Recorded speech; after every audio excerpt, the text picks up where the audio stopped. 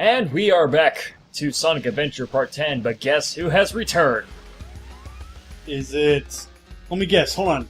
Is it Dr. Robotni? He's returned to do evil to the whole end. Well, in this story, I think he's kaput. Oh, you're referring to me, weren't you? Well, yes!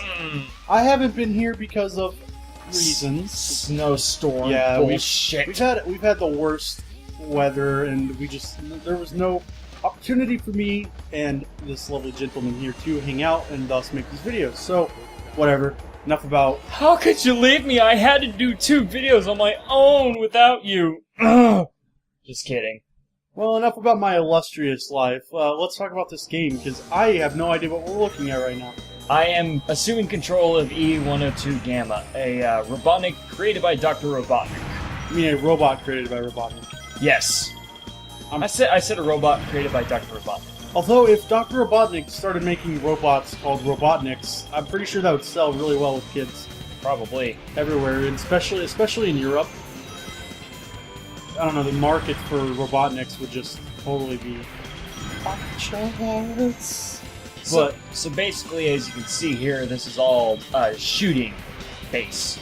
So, it's a robot that has a gun attached to his arm. I don't think that's ever been done before. Nah. Literally ever. It kind of looks like a chain gun. Like, I mean, come on. Can you even think of an instance even once? I bet you could find an obscure game that had a robot with a gun on his arm, but... So basically what we're doing in these levels is getting to the end and fighting these to, quote-unquote, save them because they have animals stuck in them. Kind of like, you know... What if it's... I think it might be Sigma. It may be Sigma. Look at this gameplay, holding one button and doing nothing else. Can this get any funner? Like, can this get more interesting as a game? I do not think so. No, it cannot. The only thing better would be Sonic Labyrinth. With, like, the emulator slowed down by half. At least a half, or a third, maybe. No, 2/3. That's 2/3. Yes, of course. More effective. Or you can just, like, do 600% slowdown, so basically every frame takes, like, 2 minutes. Oh, and you have to put on filters, too. Yeah, to make sure that fucking... You know, those top quality only filters. Only one color gets through. Yeah, those top quality filters we all know and love. Yeah. Let's just make the whole game about hitting one button constantly over and over again until you're, like, ad infinitum for no reason. But the minute you stop, you die. So, and you can't win. Yes. Yes. You can only lose. The way you win is by not playing the game. I'm not winning right now. No. Except I like E102 Gamma's gameplay. That's why I'm doing his now and Amy's later. Those walls that you're supposed to break oddly remind me of the walls in Batman Arkham Asylum in cities where you have to, like, go on the bat explosive gel. The bat gel.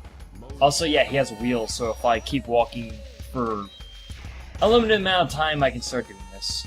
It's not faster, but it's just there. So, we all know that Batman is a little bit mentally unstable. I mean, that's just a given. He is a grown man in tights, going around fighting people, without a weapon. I think this is Alpha. I'm just saying, soldiers, okay, they're trained in combat. They still use weapons. Batman's very much trained in combat. To be fair, he's probably better trained in combat than the average soldier. But most likely. I mean, peak of human perfection. Yeah, peak of human perfection, alongside the rest of DCU's roster. That's why I like Thomas when he uses guns. Yeah, and seriously, why wouldn't you use guns? I mean, I understand, like, everyone, like, no one's... Okay, I don't agree with it necessarily, but I understand the philosophy that that no one is above being rehabilitated, even, like, Joker. I disagree with that personally. I think that I could agree with that on some level in theory, but the only problem is in practice, treating every criminal as if they have the right to 100% live, it tends to do more harm for society than it does good. That's just my opinion. Anyways, enough about philosophy. Enough about fictional comic books that obviously are not real. Let's talk about Power Girl, how awesome she is. Yeah, she's definitely real. How awesome would you say that she is on a scale of 1 to 10? Whereas she is one of my favorite female superheroes. she is a very good female superhero. She's not one of my favorites. I think she has more personality than Batman. I mean, Superman. Sorry. I like Captain Marvel. She's pretty awesome. When you say Captain Marvel, I think of The male. no, Shazam. Oh yeah. Because wasn't he? He was originally called Captain Marvel. Yeah. Yeah, that's why. But then they Okay. sued. Did I just see him do like a little flip before he stopped? Maybe. I don't know. It may have been just me, but yeah. Supergirl is kind of more or less the same of Superman. Are they both? Is Power Girl and Supergirl both Kryptonians? Yes. Where do they keep getting these? Earth 2. Oh, okay, that makes sense. That makes actual legitimate sense. Yes.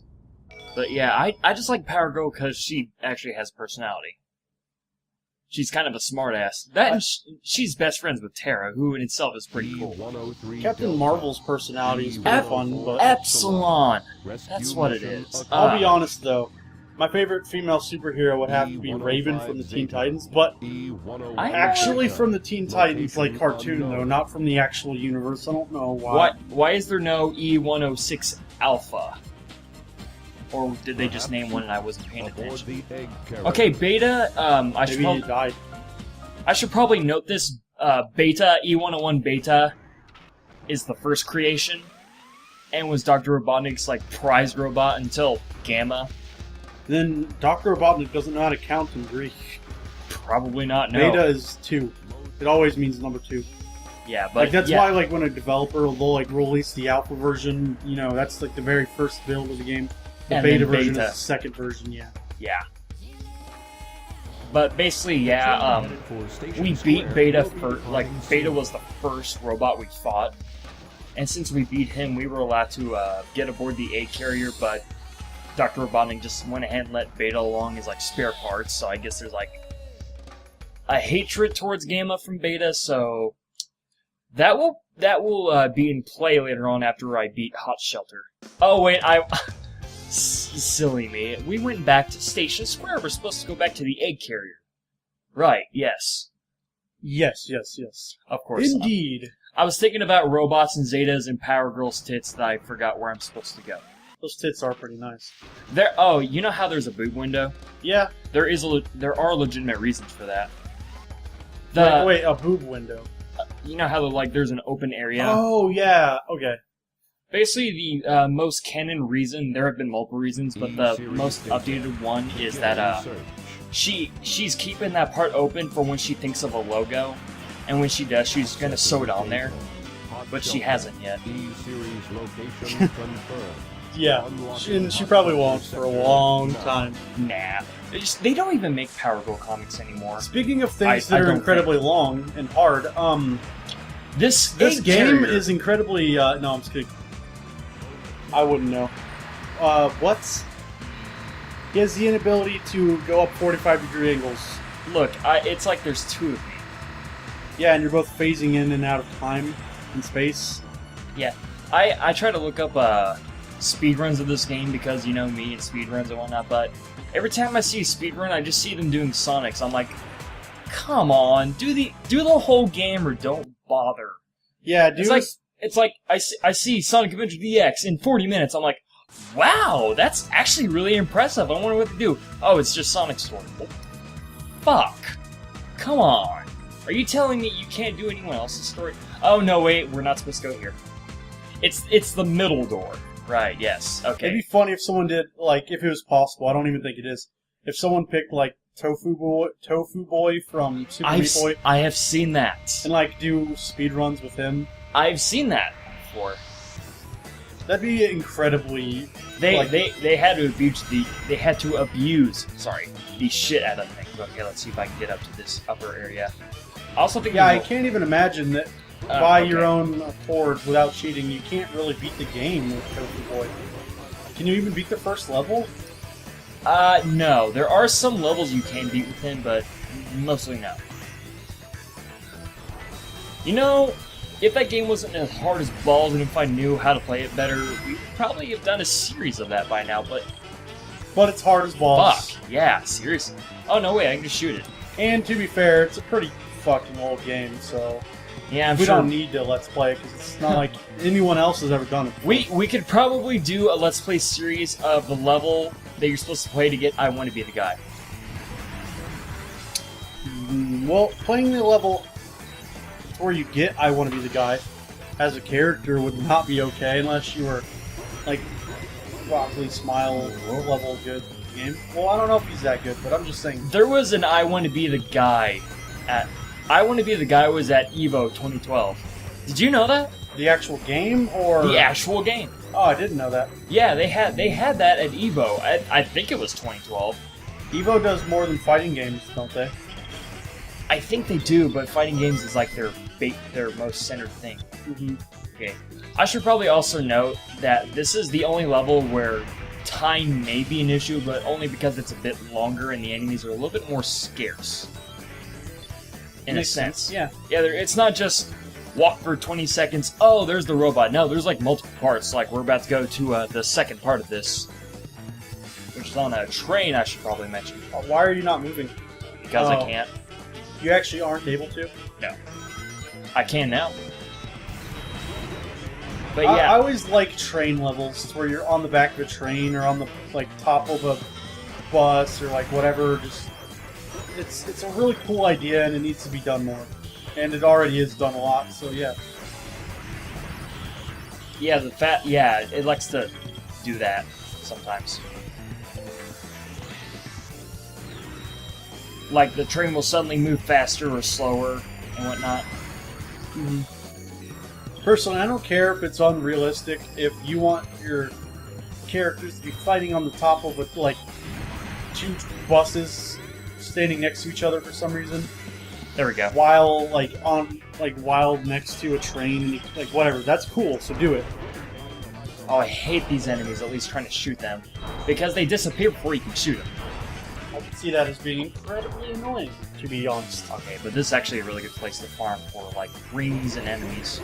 You can just stop and aim. Oh, unless that happens and I get knocked. Oh, and I can't control it. I am literally locked in place. That is weird. That was unfortunate. But that's okay, this is the last one before the final boss, then we're done. It looks like this character, he doesn't even... he has way too many advantages. Okay, see, under the gun, see, it looks like a Dreamcast. Yeah. I know, it's just little things like that. Okay, this is a little bit different than the other bosses. You have to shoot her cannons, basically. Right. But she keeps shooting projectiles at you, which it's not that hard, but it's different. Who is it that you're fighting? Zeta, I believe it was. She's one of Dr. Robotnik's creations? Yeah. So, okay, E102 Gamma, whatever his name is. Yeah, the character we're playing right now. Also, I'm not moving while the platform is still circulating. Yeah, it's the little things like that that make me mad. Oh yeah, or how in the Chaos 4 battles where we would end by jumping on the enemy and then it would freeze us in midair, so it looks like we're just standing on air. For me, it is about the little things. When the little things are really bad, though, when you have little details about something that are really annoying, it's not just nitpicking for me. It bothers me at some level. At that point, it's not really nitpicking. Okay.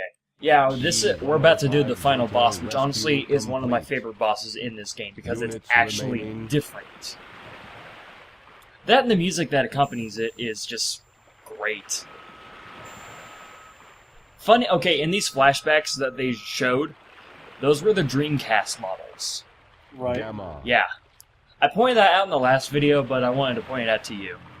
Because it's an interesting little thing that I didn't even know it. That's beta, by the way.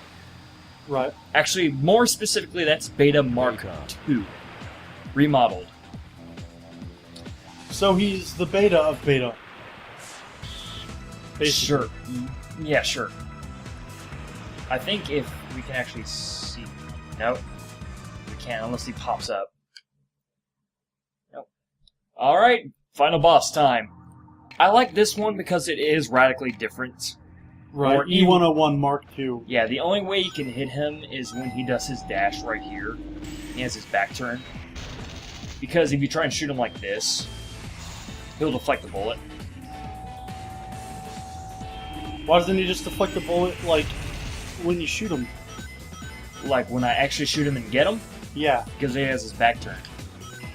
So why doesn't he develop eyes on the back of his back? Because he was not built like that. He should have been. Dr. Robotnik, you have an IQ of 200, and 300. I have an IQ of... 300. Yeah. Okay. Oh, unless I can hit. But yeah, when he's turned around, he can't see me, so I shot him.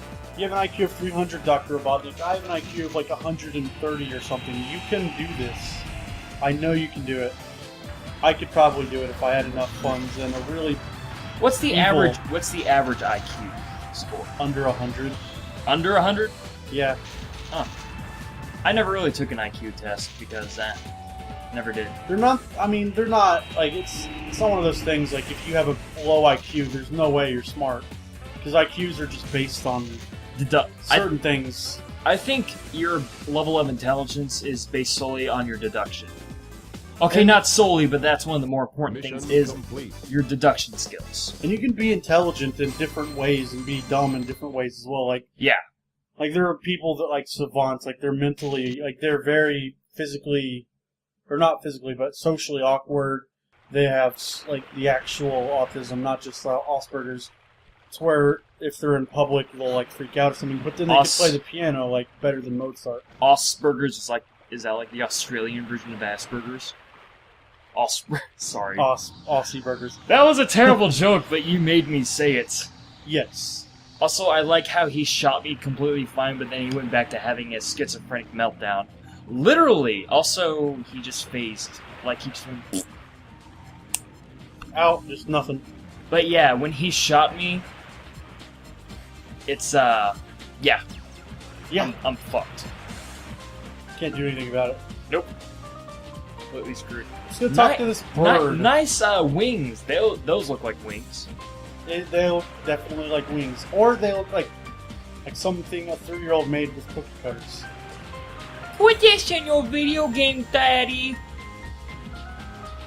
Fine, I'll do it.